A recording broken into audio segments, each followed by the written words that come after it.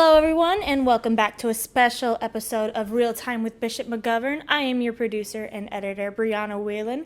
We are welcoming back our main host, Bishop McGovern. How are you today, Bishop? I'm doing well, Brianna. Thank you very much. How are you? I am great. So now, many of you might be wondering why this episode is so important, and that's because we are here to discuss how we can help Ukraine during these hard times.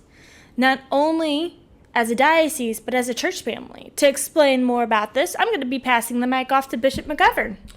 Well, thank you, Brianna. Yes, we're all very concerned about the Ukraine, the people there, the plight of innocent people since the country was invaded with this military aggression by the Russian army. So we have to look for ways that we can assist the Ukrainian people. This is a terrible work of injustice, and the Holy Father, Pope Francis, has spoken out repeatedly about the severity of what's taking place. So I think it's important for us as a world community, and certainly as a Catholic community, to stand up to promote the restoration of a peaceful, just society where the integrity of the Ukrainian government is respected.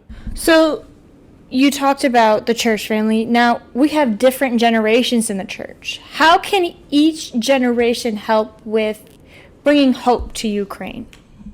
Well, every generation, Brianna, can certainly pray. That's very important. I certainly believe in the power of prayer. I also think every generation can be more informed about what is going on in Ukraine. I mean, certain towns, their names, personalities have become everyday words in the last couple of weeks because of what's happening there. I'd say the older generation certainly would be well equipped to do things like possibly to sponsor a family, especially those who have fled to Poland through the Catholic Extension Society or Aid to the Church in Need or Caritas, the Catholic Near East Welfare Association. There's like 4 or 5 groups that are funneling funds and resources to places like Romania, Poland, in order to provide financial and material support that as countries are welcoming refugees, those countries need help because they're going to run out of supplies very, very fast. What about our young adults and our teens? What about them?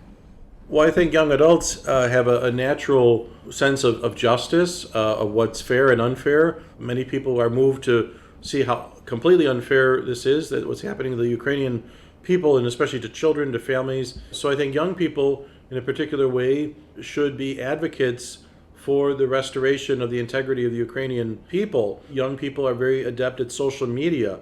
How can our young people spread the word of what's going on? There's issues of disinformation taking place in the world. So I think if young people are able to help other people, for instance, here in the United States, to be up to speed with what's happening, why people should care and be motivated to act, and what are some actions we can take, whether that's working with civic leaders in order to perhaps we need to look at how are we going to welcome Ukrainian migrants here in the United States? What can we do to provide a safe harbor for them until some time when people may wish to return to the Ukraine once the situation is settled and justice restored.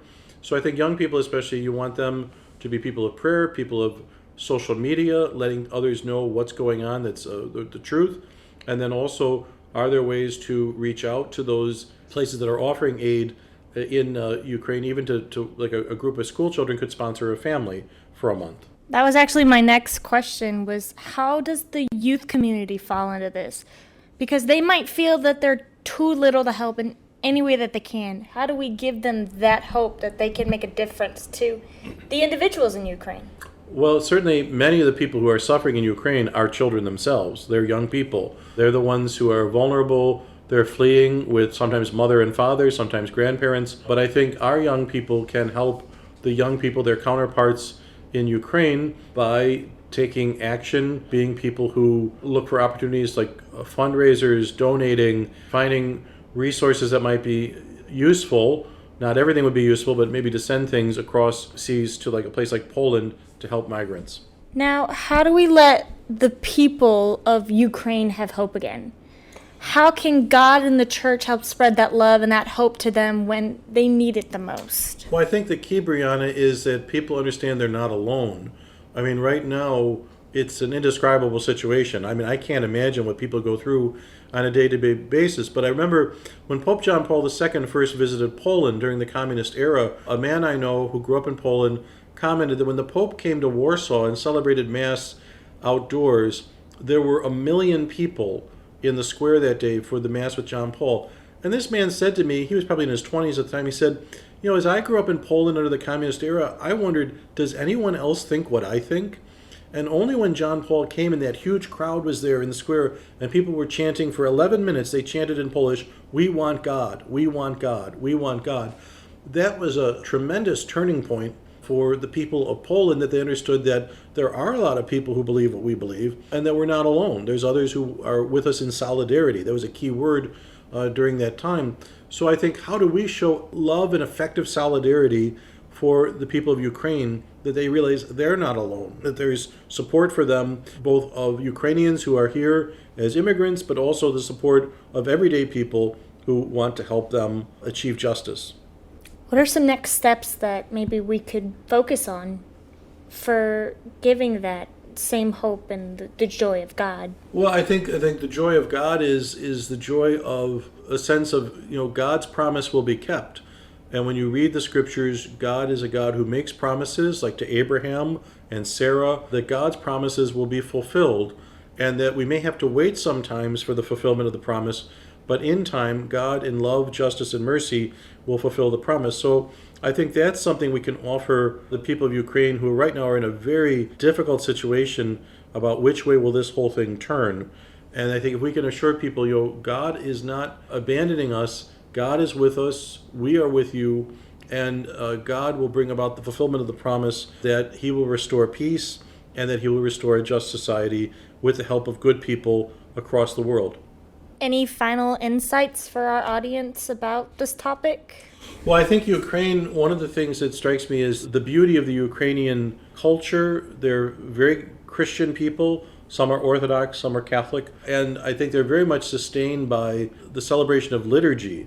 So when I think of even now some of the liturgies being held, people praying together, offering the Eucharist in some very difficult situations, it could be even dangerous to celebrate the Eucharist in some places, given the bombings, that we realize Jesus is the bread of life, and that our Lord comes to the people of Ukraine as the bread of life, and that he will continue to strengthen them with nothing less than the gift of his own body and blood, Jesus, who died on the cross and rose from the dead. That same Jesus Christ is being given to people in the Holy Eucharist, and that will be the strength and the surety of the people of Ukraine in the months ahead. Well, thank you, Bishop, for giving us that hope and advice to the diocese and sharing the same hope for the people of Ukraine. Thank you, Brianna. Good to be with you, and I hope all our listeners have a good week. Thank you. Until next time, this is Bishop McGovern and Brianna Whalen, and we hope you'll join us for our next episode, which focuses around the sacrament of confirmation for our youth. Yes, we'll be talking about confirmation. We've got about 32 confirmation liturgies scheduled for the diocese after Easter Sunday, and I'll be very pleased to speak with you and our audience about what is the sacrament of confirmation. We'll hold on to that thought. Stay tuned for next time. Thank you. We'll see you guys next time in April. Until then, God bless and stay hopeful for God's plan and the world.